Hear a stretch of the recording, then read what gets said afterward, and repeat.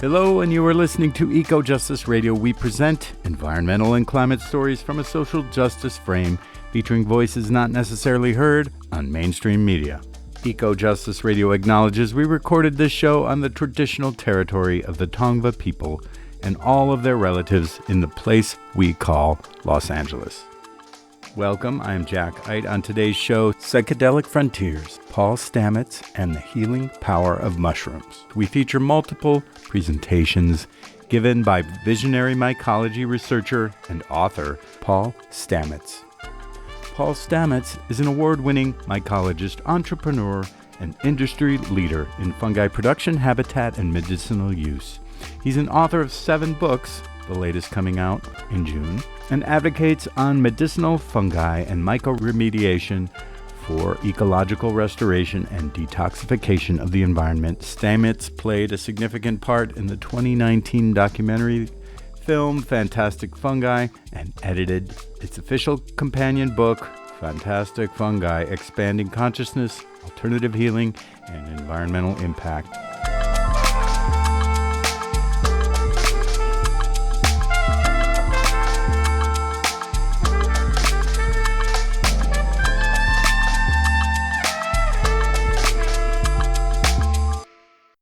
Paul Stamets is a leading mycologist and advocate for the medicinal use of fungi, and psychedelics have become a sort of big thing. Although illegal as a Schedule I drug in much of the United States and beyond, 2 states have approved use of psilocybin mushrooms in therapeutic settings, and many more states and countries are reviewing their policies. Schedule I drugs are defined as being with a high potential for abuse, or drugs with no recognized medical uses. However, psilocybin mushrooms have had numerous medical and religious uses in dozens of cultures throughout history, and let's face it, mushrooms are not addictive. Nobody's taken them again and again. Or, well, I can't say about that. But Paul Stamets is one of the leading advocates worldwide for opening up the possibility of legalization. Paul introduces listeners to several key mushroom species, and beyond psychedelics, they have important medical and therapeutic uses in treatment of diseases. He emphasizes the importance of integrating indigenous knowledge with modern science, revealing how traditional practices can inform and enhance our approach to health and wellness. Focus on the potential of psilocybin mushrooms to address mental health challenges and promote community healing. So Paul Stamets inspires hope for a future where these little fungi play a crucial role in both personal and planetary health. We begin with a trailer from the documentary film, as we mentioned, Fantastic Fungi. That's a 2019 film. Many different luminaries are in it. My mission is to discover the language of nature, and I believe nature is intelligent. There is a world under the earth, full of magic and mystery. It holds the consciousness of nature's connection to all living things.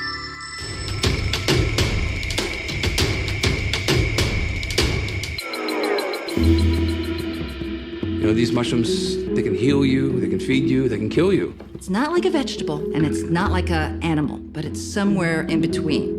They support life, they convert life. As you're walking, there's about 300 miles of fungi under every footstep that you take, and that's all over the world. The bulk of the organism is growing underground, and it's composed of these long threads called a mycelium. Almost everyone knows about the computer internet. The mycelium shares the same network design. It's amazing what we don't know about mushrooms. They really are a frontier of knowledge. You can filter water. You can create medicinal compounds almost on demand. They have incredible capacity to make things change very quickly. So I am super hopeful. The psychedelic members of the mushroom kingdom are fascinating. I have been a guide for around 350 psilocybin sessions. The most glorious part was that it made me feel more comfortable with living because you're not afraid of dying. We need to have a paradigm shift in our consciousness. What will it take to achieve that? We can heal the planet. We can build the future. in our world is fantastic.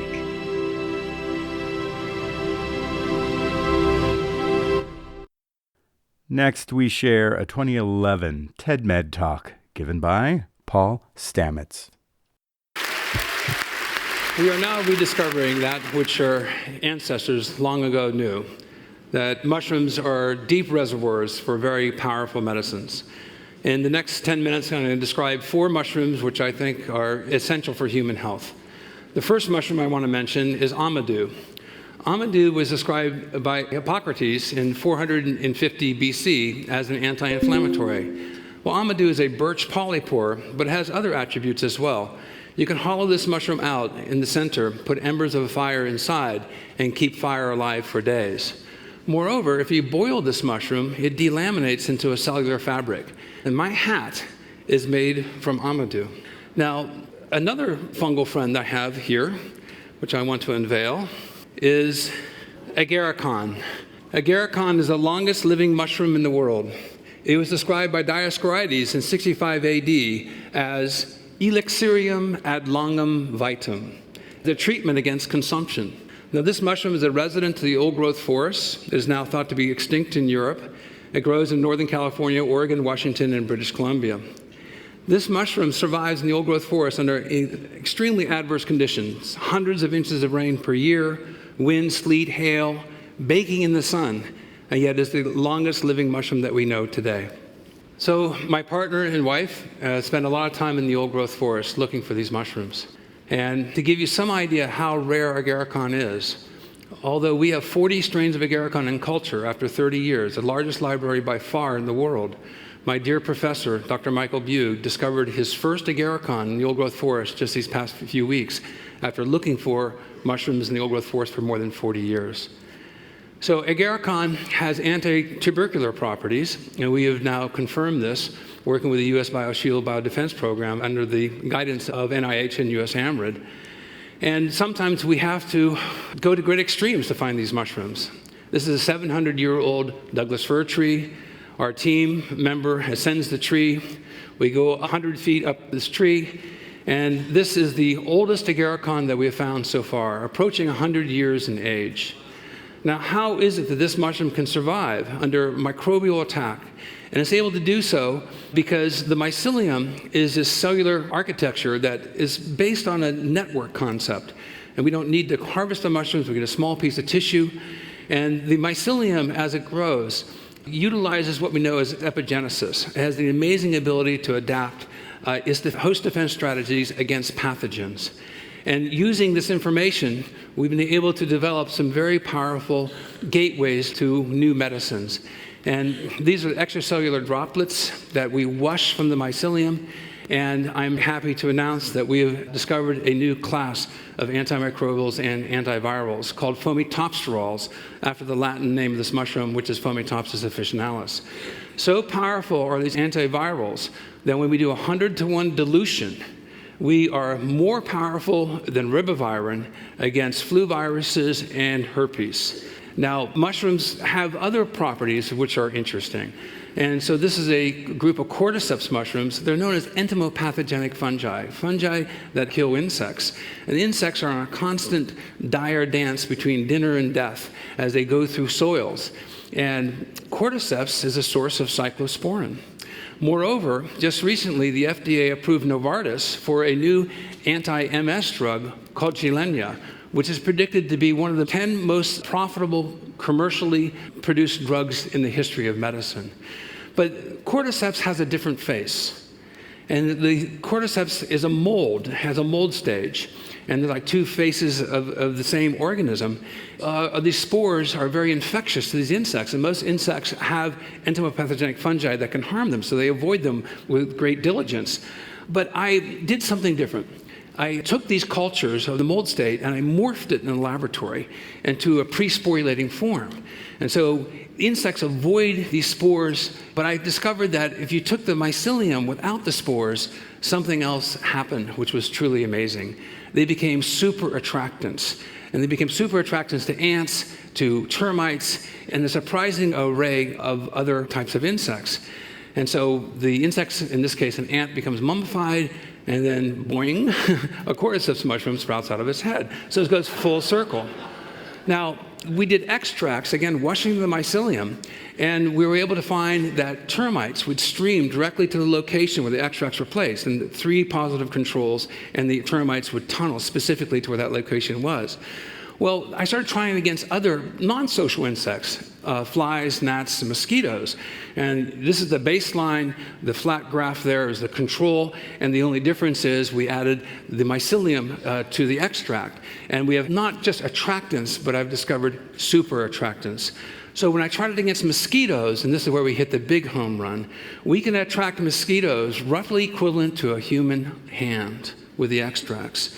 This has profound implications for disease control, from malaria to yellow fever to West Nile virus. And so what can we do? There's lots that we can do.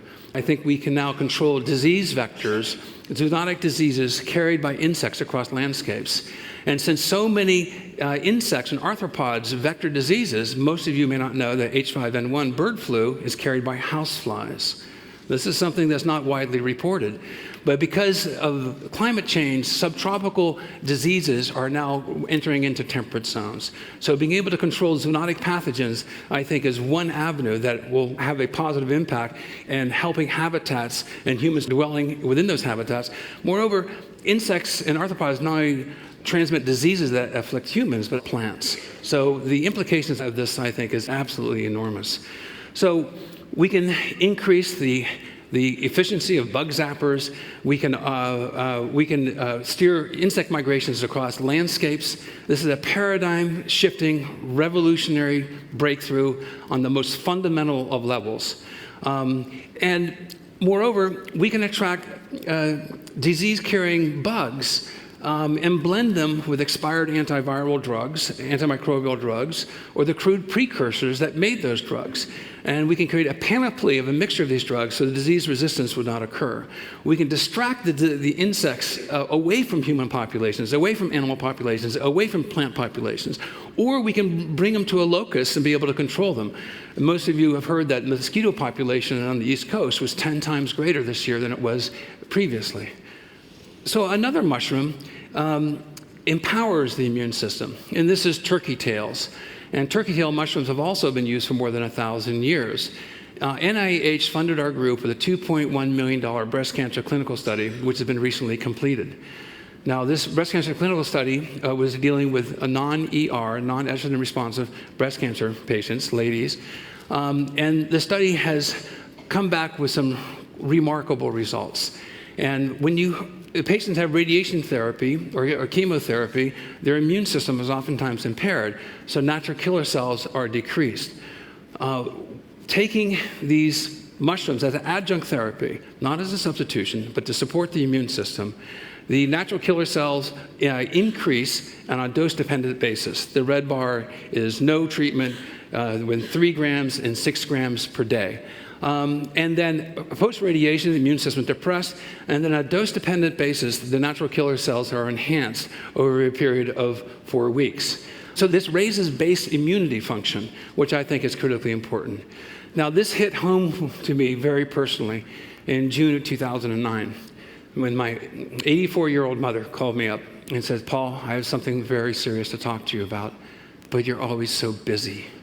It's a terrible thing to hear from Mom. I said, "Mom, what's wrong?" And she's a very happy, genuine person. She goes, "I'm worried." And my mother's deeply religious, has not seen a doctor since 1968. She said, "My right breast is 5 times the size of my left. I have 6 swollen lymph glands the size of walnuts." And her voice started shaking, and I'm not ashamed to admit that I started crying. "Why didn't you tell me sooner?" We spent a large part of June at the Swedish Breast Cancer Clinic in Seattle. The oncologist examined her, and upon the second examination, she had a 5.5 centimeter diameter tumor. It metastasized, it went to her sternum, it went to her liver. She had stage 4 breast cancer.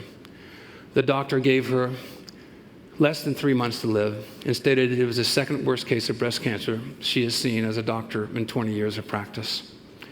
We had the Circle family meeting. Many of you have gone through this. My mom announced that she bought a pine casket, the cheapest one that she could find, because she was going to heaven. But then the doctor said, you're too old to have radiation therapy. You can't have your breast removed. But there's an interesting study on turkey tail mushrooms at Bastyr Medical School. You might want to try taking those. And my mother goes, well, my son's supplying those. So she was put on Taxol and Herceptin, wonderful drugs. And then she started taking 8 turkey tail capsules a day, 4 in the morning and 4 in the evening. And that was in June of 2009. And today, my mother has no detectable tumors. And I'd like to bring my mother home.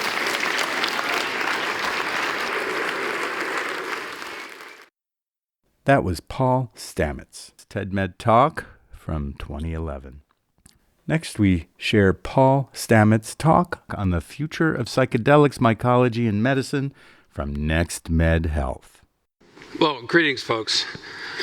I'm Paul Stamets, but I'm not just one person.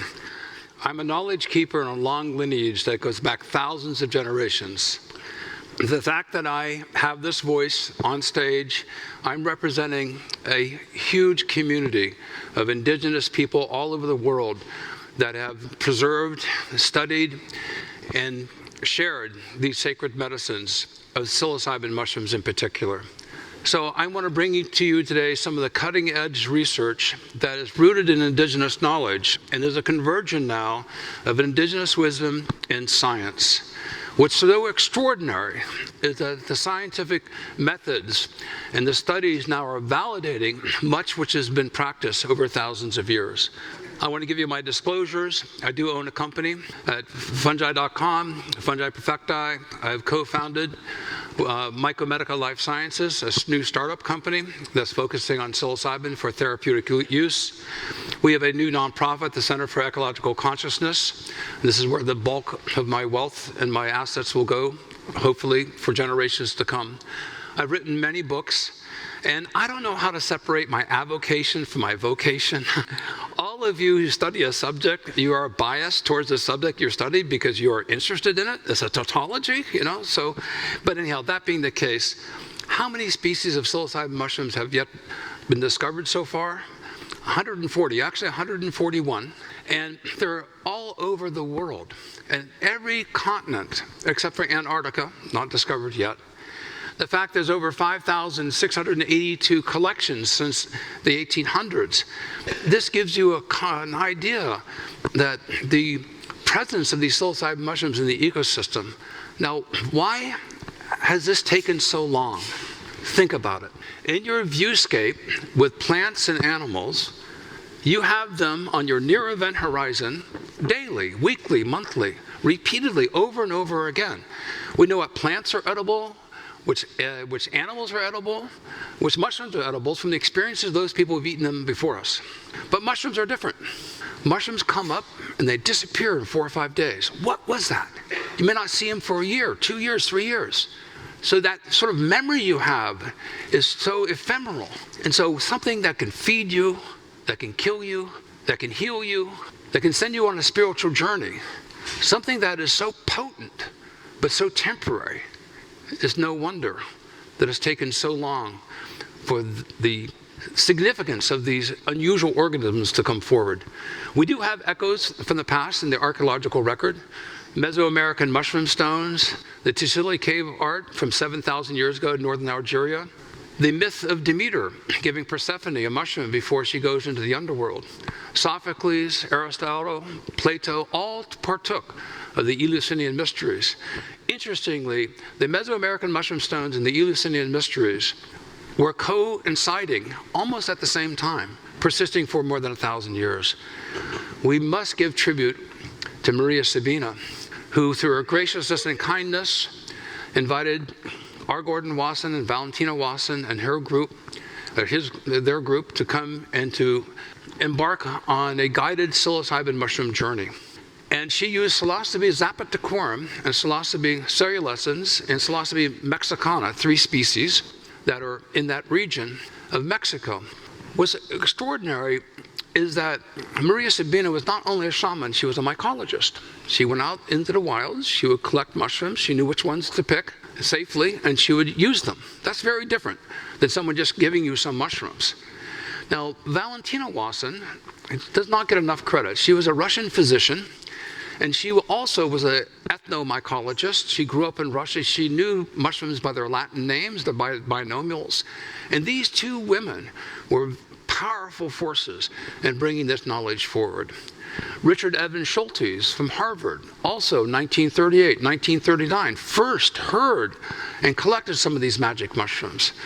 But from these early encounters with indigenous people, we were able to study these mushrooms, get them into herbaria, and the science then focused on their taxonomy and chemistry, and Albert Hofmann discovered psilocybin, the molecule that was present within these mushrooms.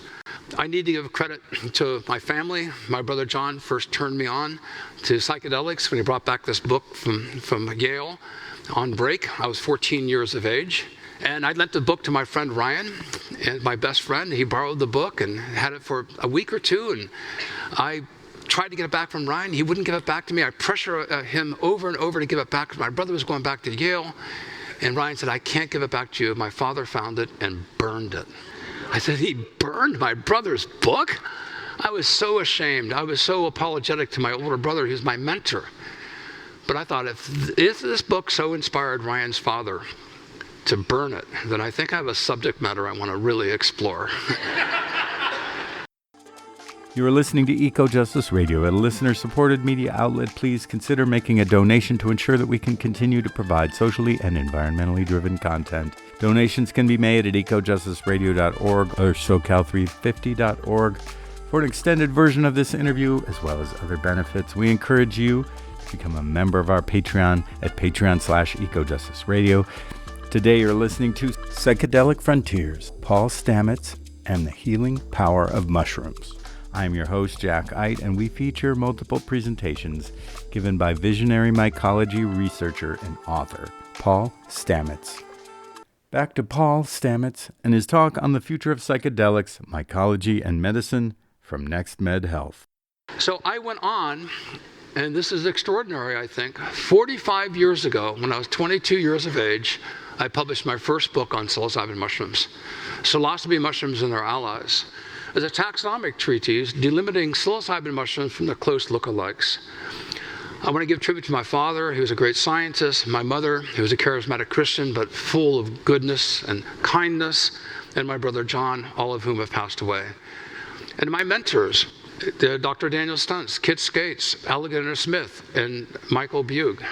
I went on and discovered and co-authored 4 new species of psilocybin mushrooms: Psilocybe azurescens, the most potent psilocybin mushroom in the world, putatively; Psilocybe wiley, Psilocybe cynofibulosa, and Psilocybe leniformis variety americana. These were new to science. And out of the blue, I was blindsided by this. 2 weeks ago, I have a species now named after me. Psilocybe Stametsi. You know, it sounds good too, doesn't it? Stametsi. You can say it with authority. You know? It's probably the most well-documented psilocybin mushroom in the world, because 5 people, including 2 people from the Ecuadorian judiciary, were on the mushroom hunt, all with their iPhones and droids, and so they filmed this. It's a great honor in the field of mycology to have a species named after you.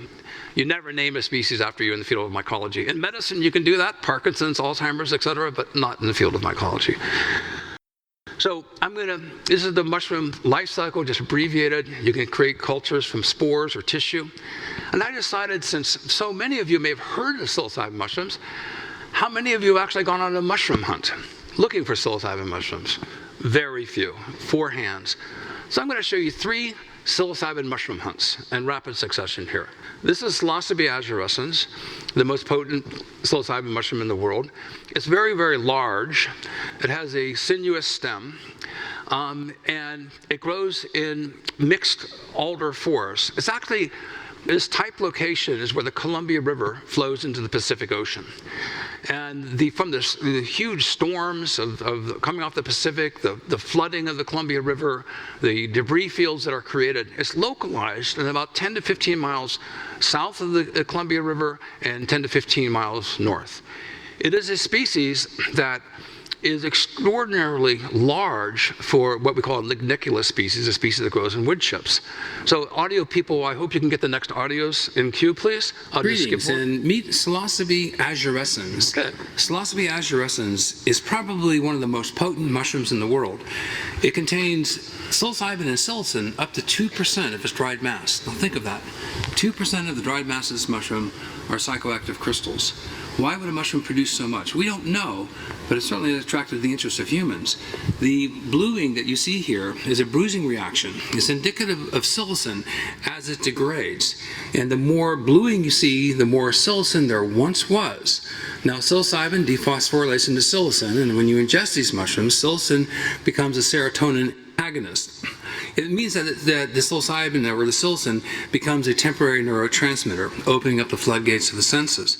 Now, this mushroom is sinuous. It's got a sinuous stem, which means it bends back and forth. It's bluing very, very strongly, and it has these very indicative spore color here on the annular zone.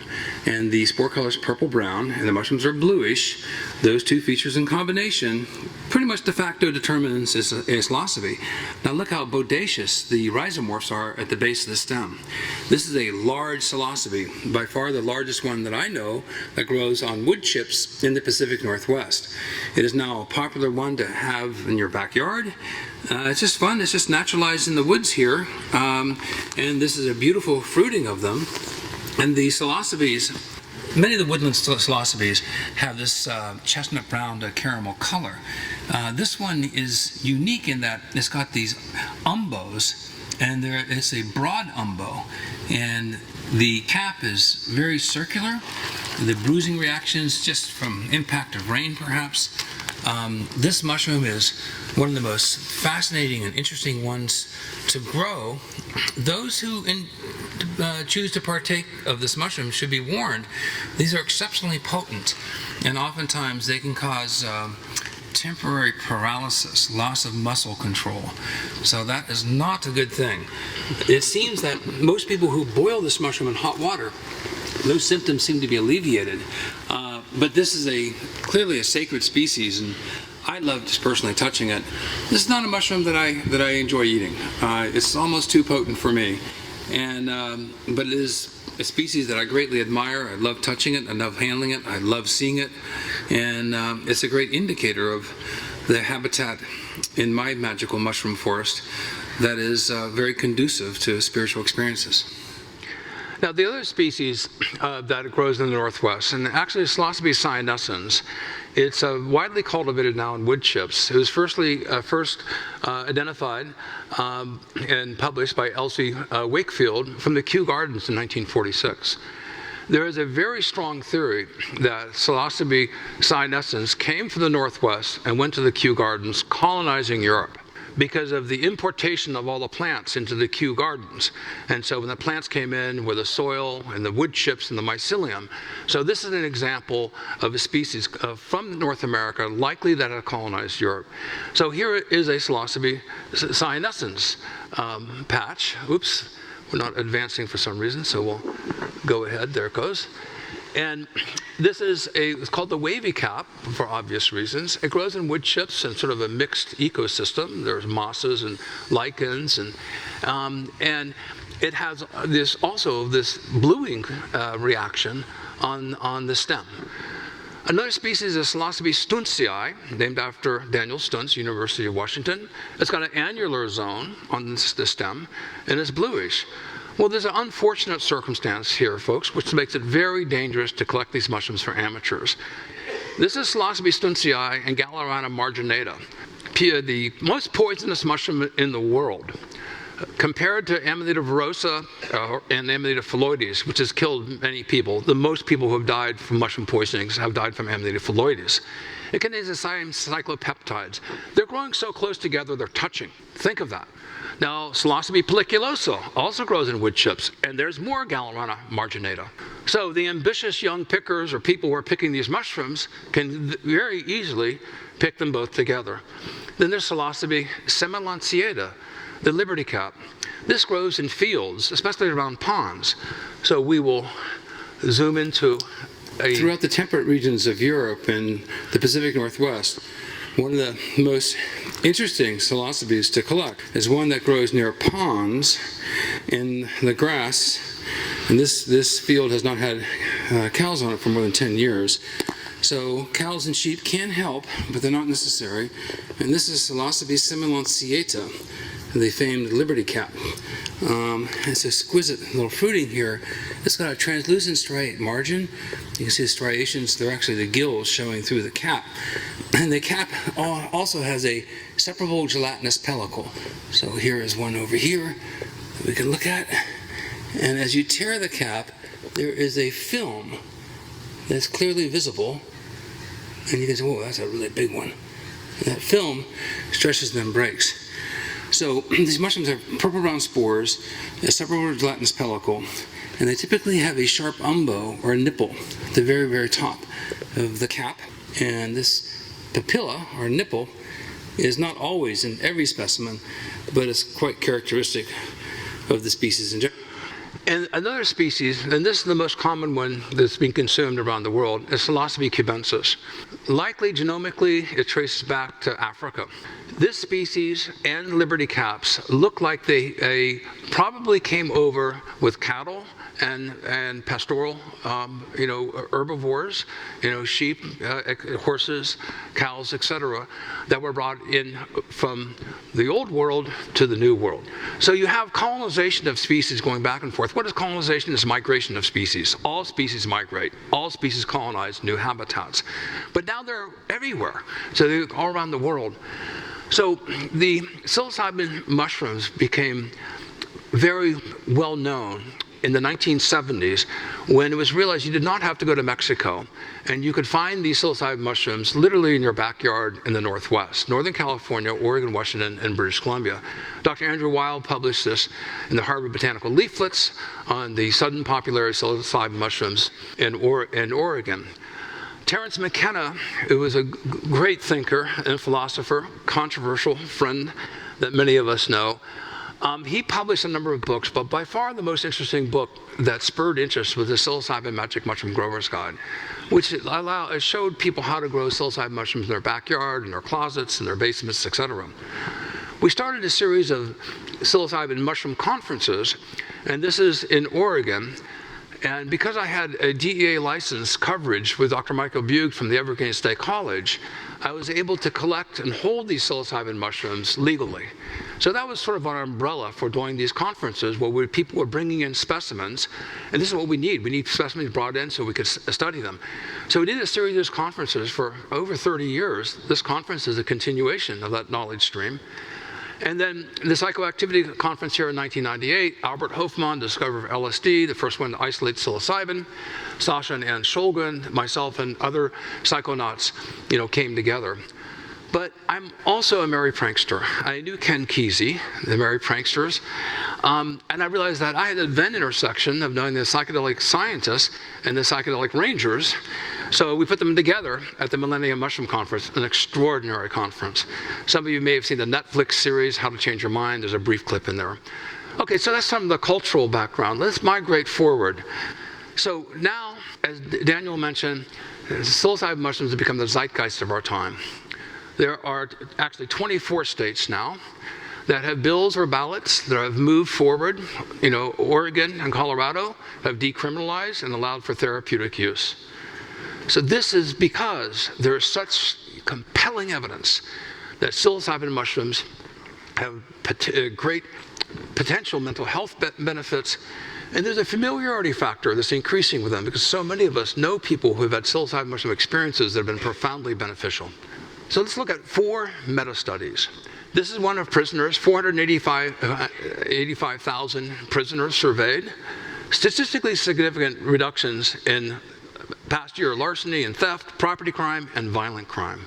When you're looking at community members here, between the ages of 16 and 70, 1,266 members, psilocybin was associated with a reduction in partner-to-partner violence. Then, when you look at associations between classic psychedelics and opioid use in a representative adult population in the United States, only psilocybin was associated with a reduction in opioid use disorder. And another study recently that came out, only psilocybin was associated with an increase in nature relatedness. Now, many physicians are here. You know about best case outcomes.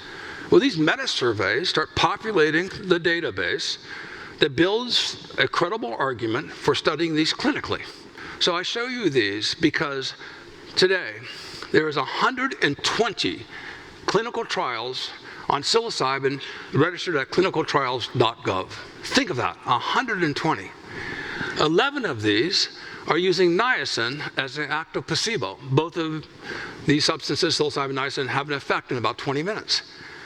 I think this is misplaced. I don't think niacin is a good positive control. I think this cartoon sums it up quite clearly.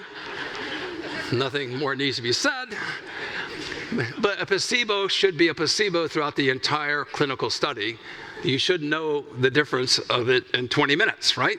So it's extraordinary to me. This went through all the IRB boards, more than 200 physicians, and they all approved niacin as an active placebo.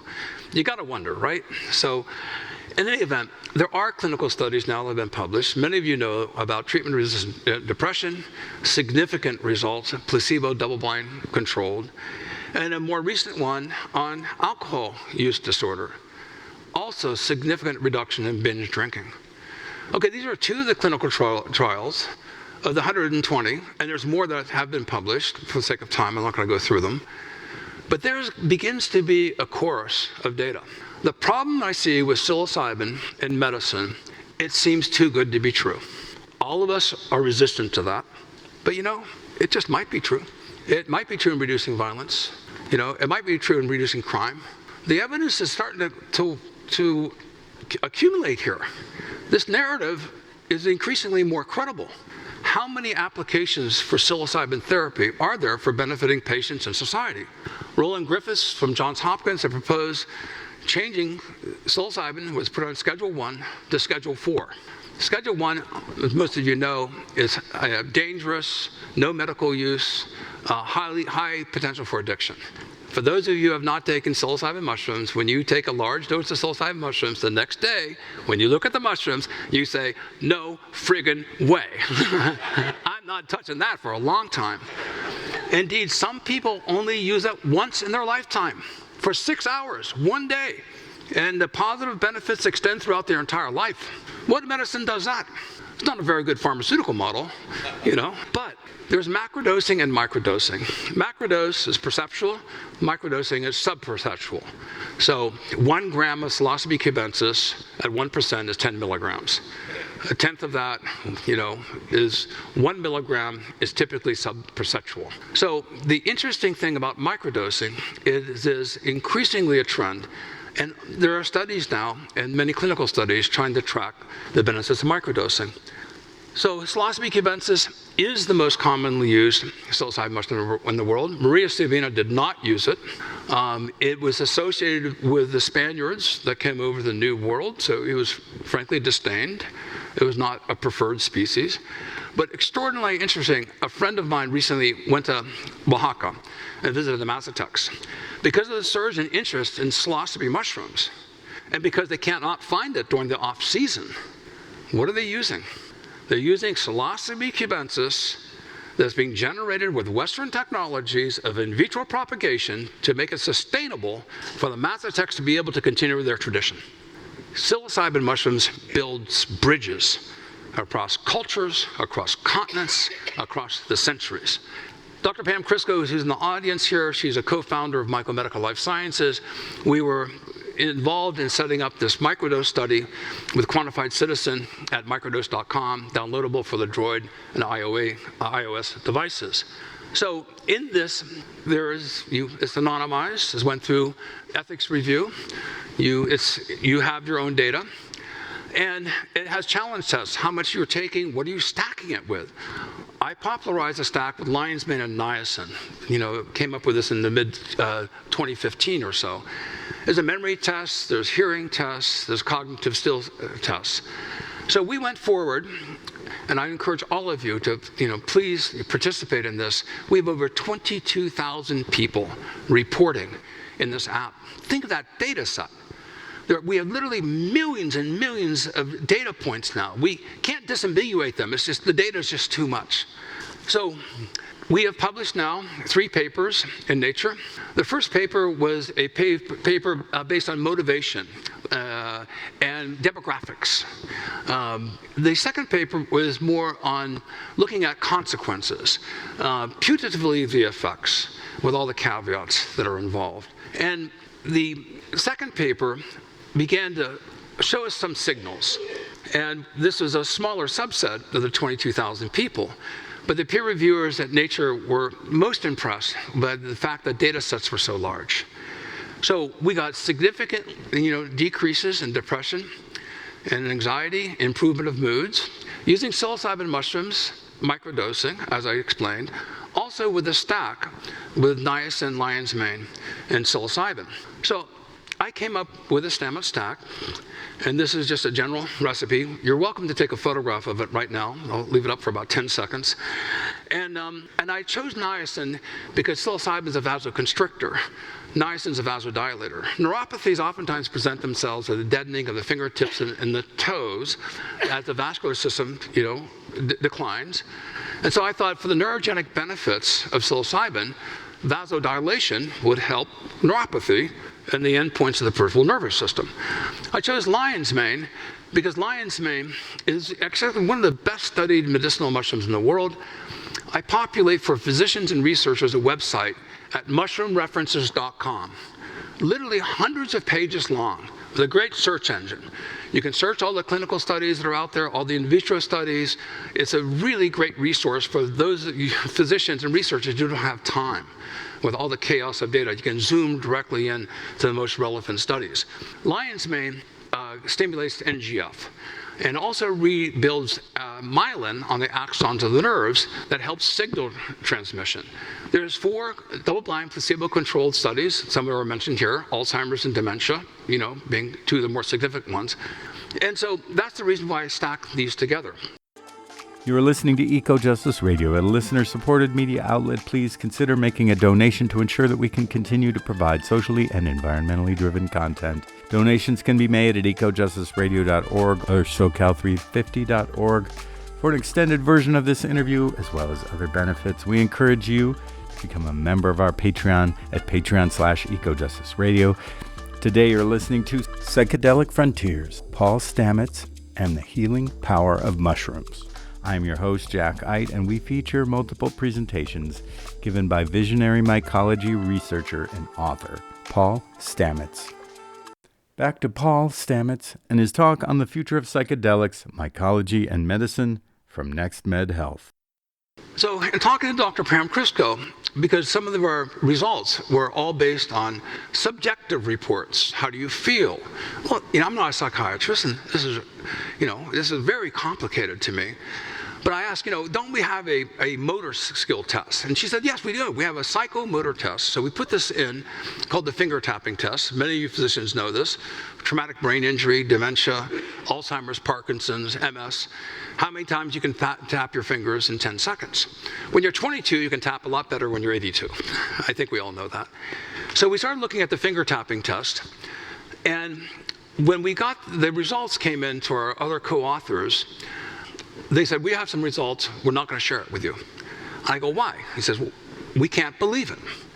And I said, well, I'm really, of course, what do you see? He said, we see something with a finger tapping test that's truly different, it's surprising, unusual. And this is the results.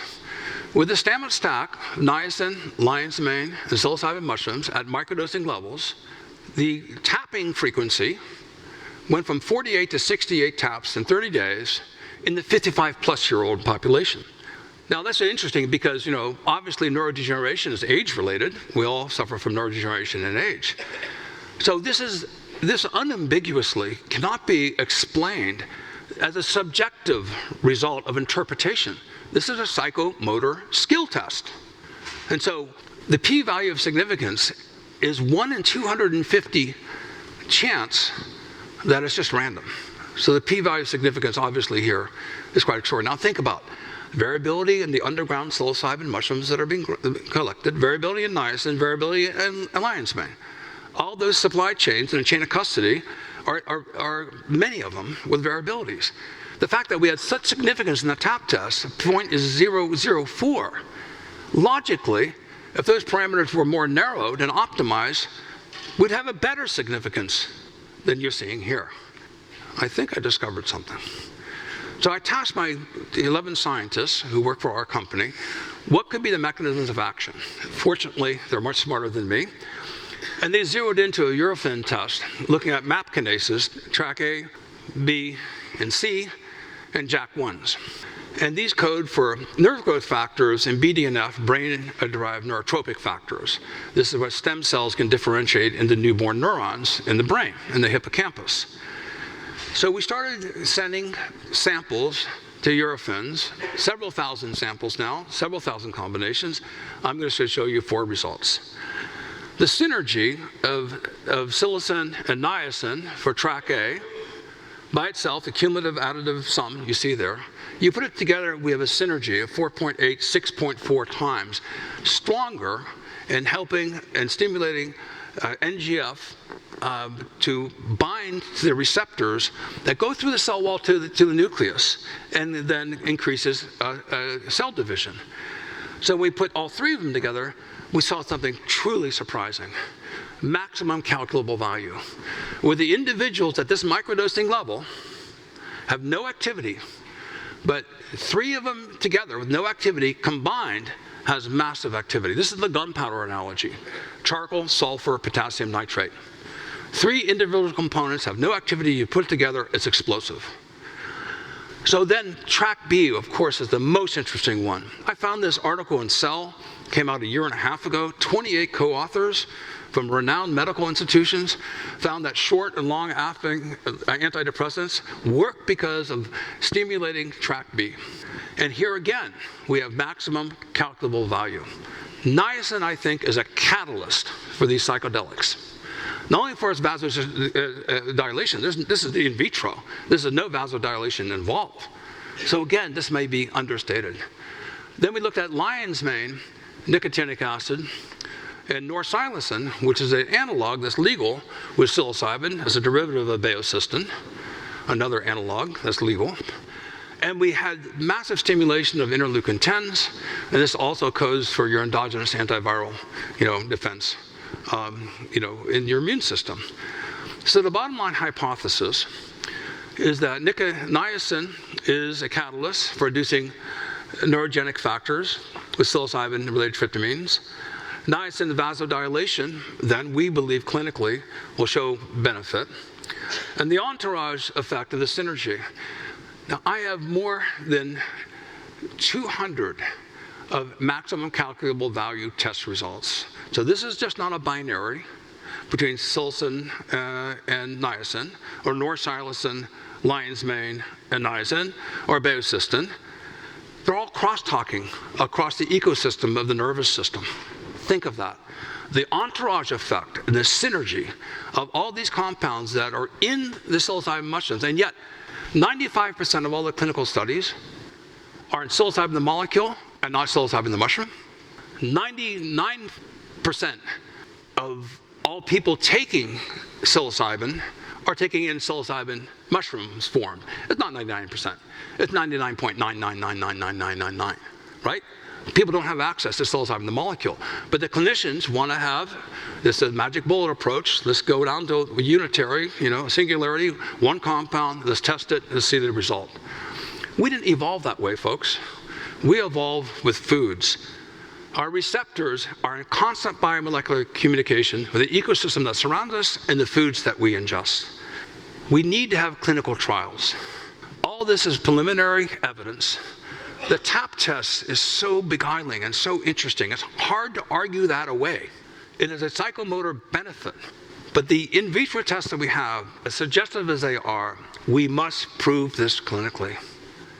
But it takes sometimes a person like me, who's embedded deeply into the subject, but not a neuroscientist, to think out of the box, to come out of left field.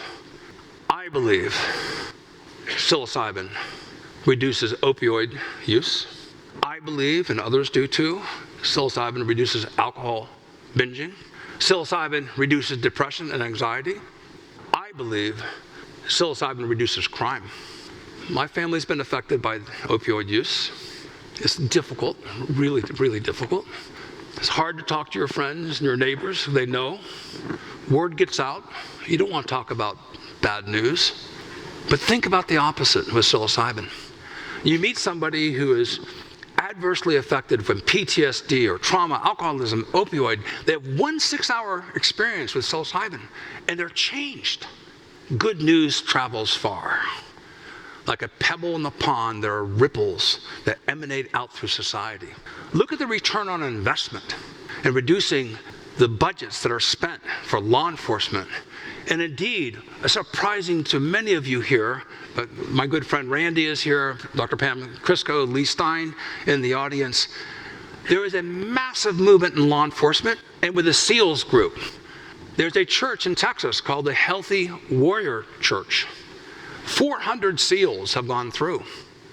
Another church in Texas by my friend Marcus, who's an ex-SEAL, working with Governor Perry and getting bills moved forward.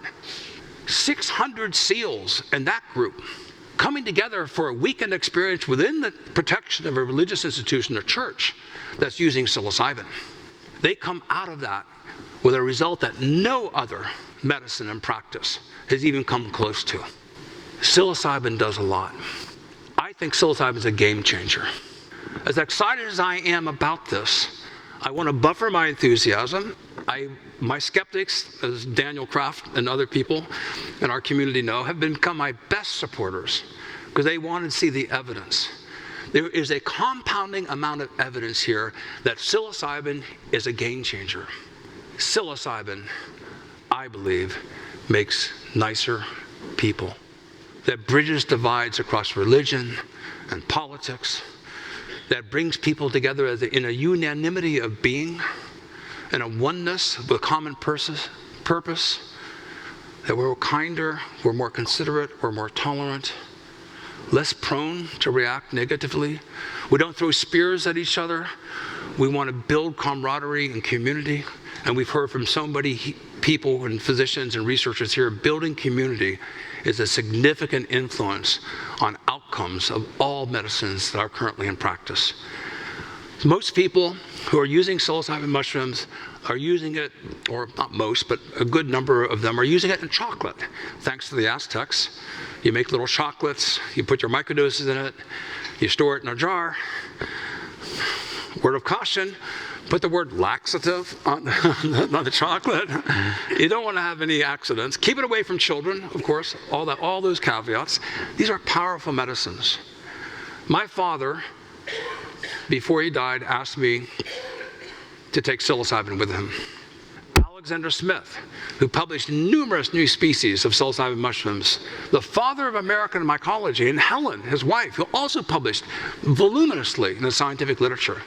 Alexander Smith and my father both asked me to do a journey with them on psilocybin mushrooms because they trusted me. I asked them both the same question. Will your partners, will your wife take psilocybin with you? And both Helen and Mona said no. I declined.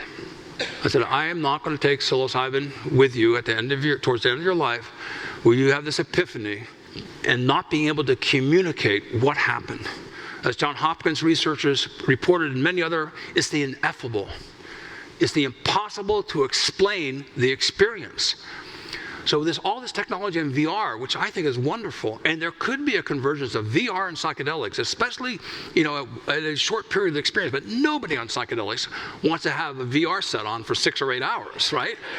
It's just too much stimulation. But there is a role here for artificial and natural intelligence to converge. So we are at a nexus point in the evolution of our species. We need to have a paradigm shift in consciousness. We are at a point in the evolution of the human species that we have some decisions to make. I, as a knowledge keeper and a long lineage of elders going back thousands of years, and so many of these knowledge keepers, the threads of knowledge have been cut by domination, by religious persecution, by war, by natural disasters, subjugation, one religion, over indigenous religions. The fact that we have this knowledge today, we have echoes from the past in archaeology, and in the songs, oral traditions, art, as tenuous as they are, so many of those threads of knowledge have been clipped and broken. But because we have media now in a different form, not just songs and music and art, but we have internet, we have the ability of being able to electronically share knowledge, we have conferences like this of thought leaders coming together. We have a unique opportunity here, folks, an extraordinary opportunity. And we must prove this clinically, but we can. We have challenges that will face us into the future. But I think that this is fundamental for improving the nervous system of us all, the central peripheral and autonomous nervous system. This is a game changer because microdosing can become a nootropic vitamin that we can all benefit as we age. I want to thank my fellow employees and researchers. As a dedicated team, we're inspired. We think that we are making history. We're onto something truly extraordinary. And innovation and breakthroughs does not come from conventional wisdom. Think of this. It's the minority that always pushes the envelope. Conservatives have their role in society. They're protecting that which has given stability. And those who push the envelope are disruptors. But I suggest to you, it's the minorities that always push innovation and change, push the envelope, are on the frontiers of knowledge, sacrificing themselves because of the expense and the probability that they'll fail, but they're able to bring this forward. We need to protect our minorities. The biodiversity of our ethnicities and our cultural backgrounds is absolutely critical for us to push the frontiers of medicine and science into the future. How many Einsteins have we lost? How many Einsteins are in this room?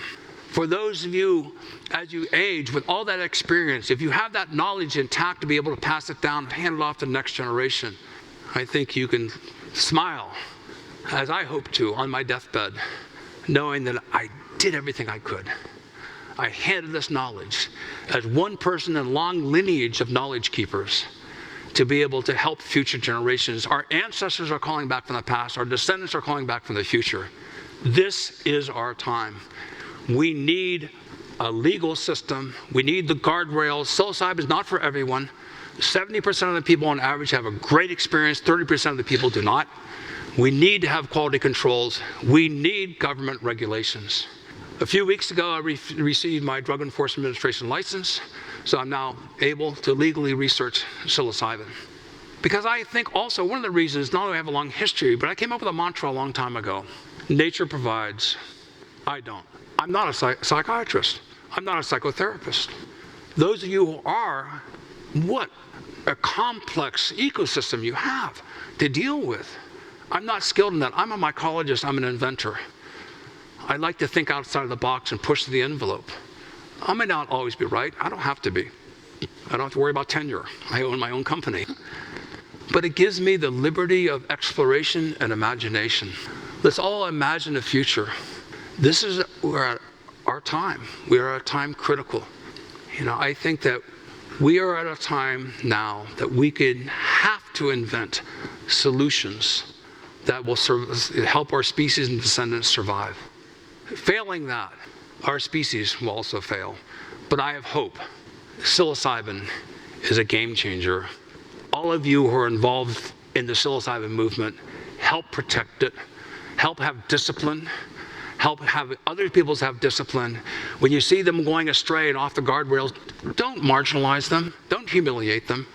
Reach out a hand in kindness, bring them back into the fold, and saying these are sacred, powerful medicines that need to be shepherded with kindness, courage, and wisdom. I want to thank you very much.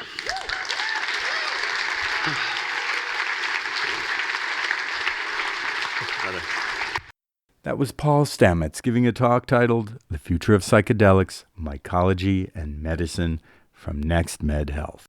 Thank you to Paul Stamets, TED Med, and Next Gen Health. Thank you to Janet Sager-Knott, for inspiring this show and taking me to see Paul Stamets speak at UCLA. And thank you to our listeners for joining us. This has been Psychedelic Frontiers, Paul Stamets and the Healing Power of Mushrooms. For an extended version of this show, become a member of our Patreon or visit our website at ecojusticeradio.org. Please connect with us on social media at EcoJustice Radio, SoCal350, and Wilder Utopia. If you like what you've heard and you want others to be informed, subscribe and share the episodes and help us continue our efforts by joining our Patreon or making a tax-deductible donation to the show at ecojusticeradio.org or socal350.org.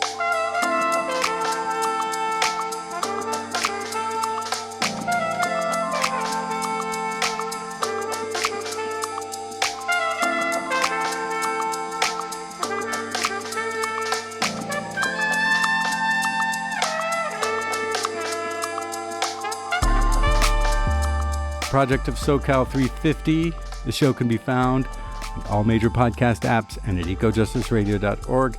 Executive producer, myself, Jack Ide, co-host Carrie Kim, and engineer and original music by Blake Quake Beats.